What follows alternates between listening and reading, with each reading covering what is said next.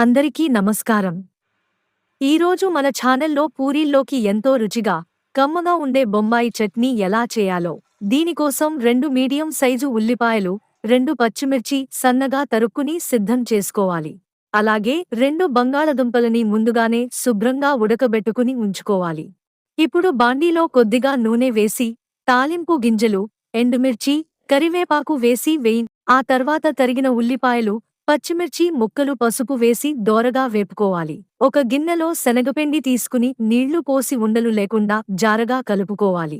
ఉల్లిపాయలు వేగాక ఈ శనగపిండి మిశ్రమాన్ని అందులో పోసి, తగినన్ని నీళ్లు, ఉప్పు వేసి ఉడికించాలి. ఇప్పుడు ఉడకబెట్టిన బంగాళదుంపలని చేతితో కచ్చాపచ్చాగా మెదుపుకుని చట్నీలో వేసి కలుపుకోవాలి.